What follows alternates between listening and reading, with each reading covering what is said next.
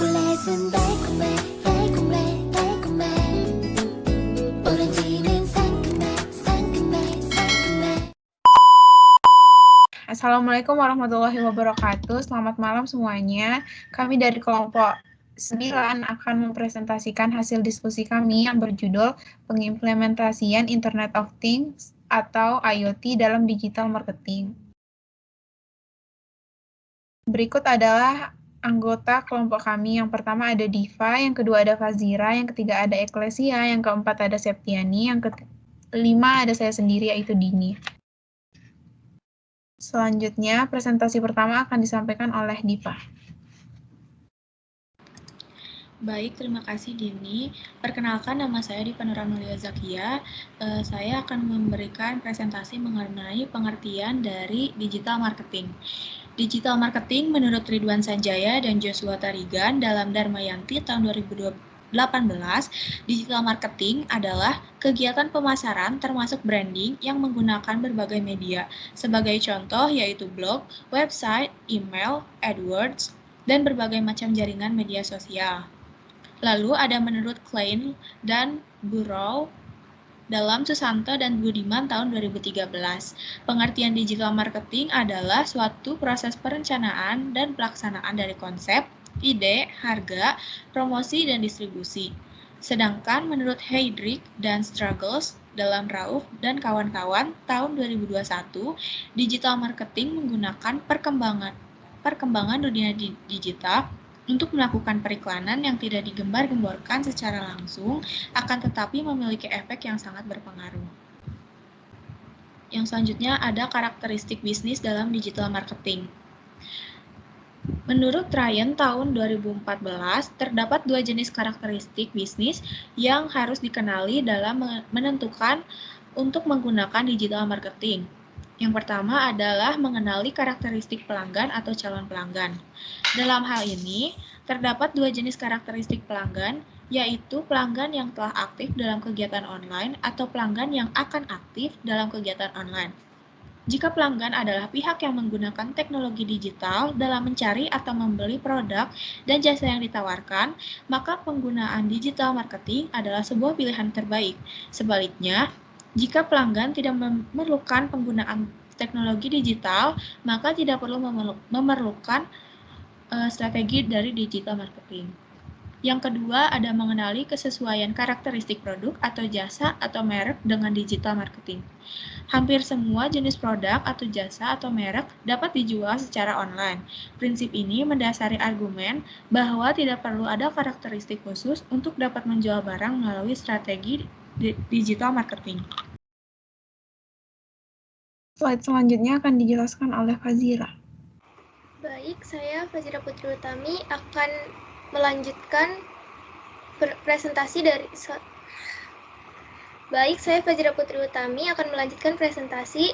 tentang peranan. Peranan digital marketing sudah terbukti memberikan dampak yang besar bagi volume penjualan. Perusahaan dan toko-toko yang belum menggunakan digital marketing akan lebih banyak bangkrut karena sepi konsumen. Berikut ini merupakan fungsi digital marketing yang mampu meningkatkan penjualan. Yang pertama ada alat penjualan. Digital marketing dapat menjadi salah satu alat penjualan. Dalam digital marketing, iklan dapat ditayangkan pada suatu website sebagai iklan utama, iklan pendamping, iklan baris, atau berbagai bentuk iklan digital lain.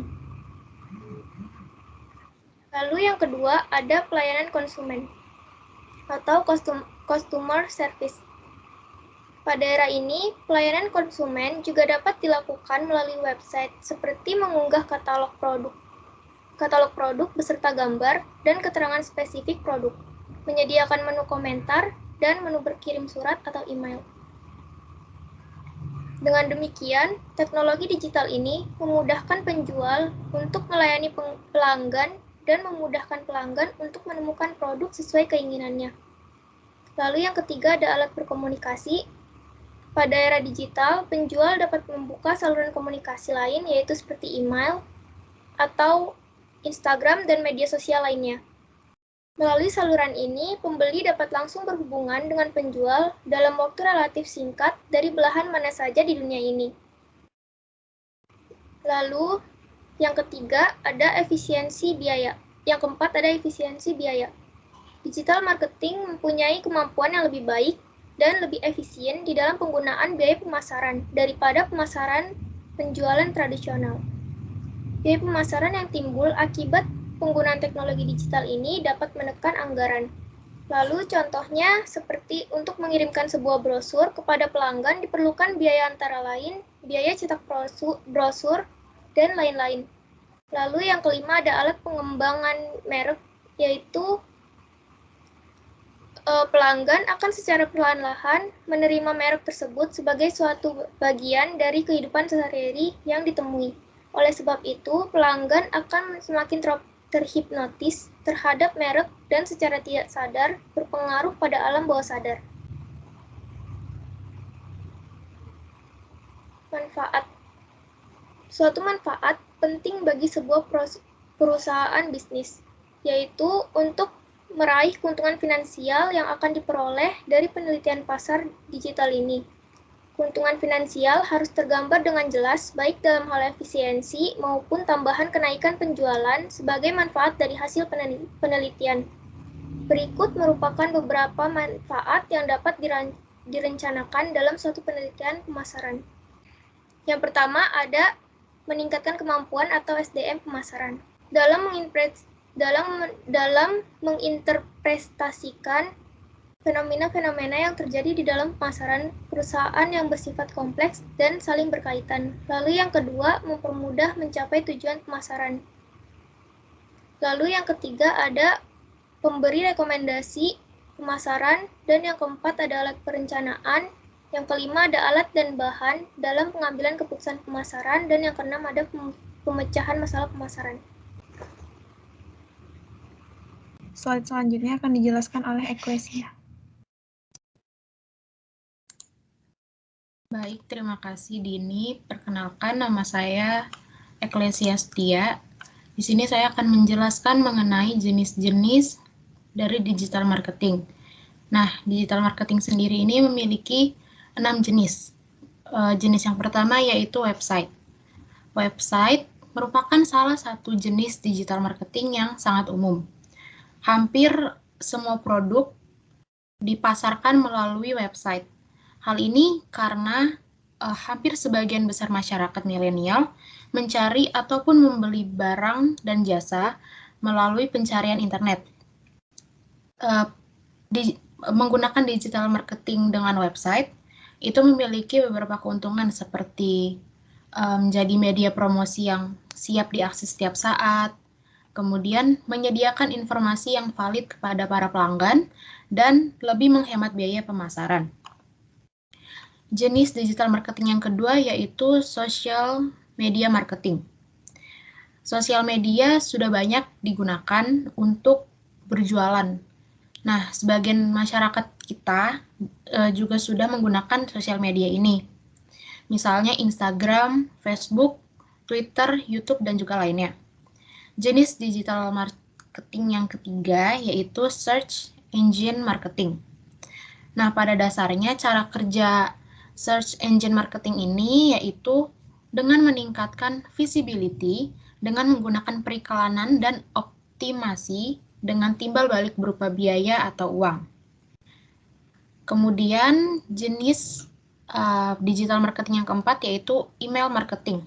Nah, untuk email marketing sendiri ini biasanya ditujukan untuk pelanggan-pelanggan yang sudah sering membeli barang di tempat ini. Atau sebenarnya tidak menutup kemungkinan juga untuk ada member baru yang ingin bergabung untuk membeli barang. Kemudian jenis yang kelima yaitu adalah video marketing. Sesuai namanya video marketing, iklan pemasarannya ini menggunakan video, di mana videonya ini menayangkan konsep yang menarik melalui tampilan audio dan gambar.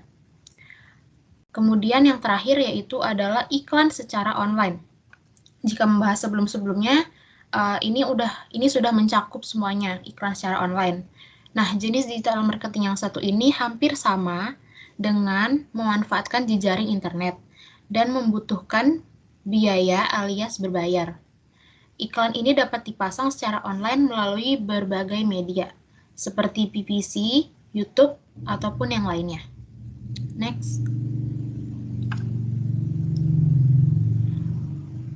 Nah, selanjutnya kita masuk ke strategi dalam digital marketing. Tidak menutup kemungkinan, walaupun kita sudah menggunakan pemasaran secara digital, kita tetap membutuhkan strategi, sama halnya dengan pemasaran secara tradisional atau offline. Menurut Taneja dan Tooms 2015, mereka mengatakan bahwa media dapat menciptakan visibilitas dan kesadaran merek dan dapat mengidentifikasi dan menarik pelanggan baru, serta dapat menguatkan citra merek yang diterima oleh konsumen.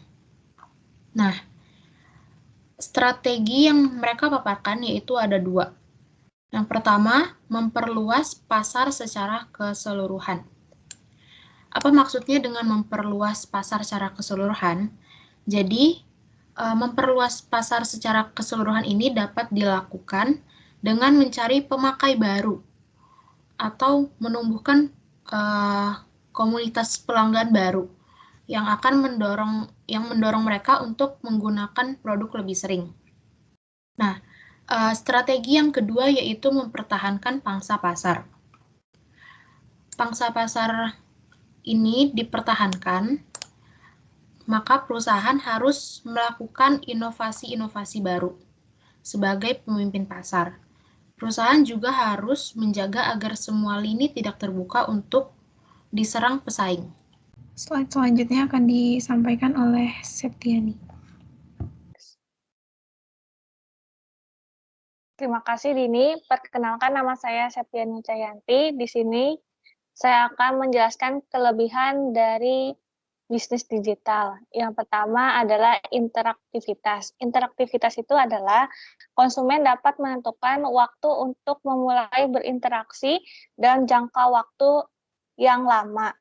Yang kedua adalah memperkuat dampak pemasaran. Memperkuat dampak pemasaran dapat meningkatkan jangkauan pasar dan internet untuk memudahkan UMKM. Yang ketiga adalah informasi online. Informasi online tersedia terus-menerus, tiada henti, selama 24 jam sehari, 7 hari atau seminggu, dan seterusnya. Yang keempat adalah pendekatan kepada konsumen. Pendekatan kepada konsumen dilakukan secara aktif, secara melalui chat, ataupun video, ataupun call, dan lain-lainnya. Yang kelima adalah terjadinya diskusi antar konsumen. Diskusi antar konsumen terjadi antar 2 orang, ataupun berkelompok, ataupun secara bertemu satu sama lain, ataupun melalui online. Yang keenam adalah mengandung banyak sekali informasi. Mengandung banyak sekali informasi, banyak sekali ada di internet, bisa di koran, ataupun di media sosial, di majalah juga bisa, di buku, dan lain-lain sebagainya. Selanjutnya adalah mudah beradaptasi. Mudah beradaptasi adalah kita harus bisa beradaptasi dalam internet banyak ini, dan harus bisa menyaring globalisasi yang masuk ke kita. Yang terakhir adalah efisiensi biaya.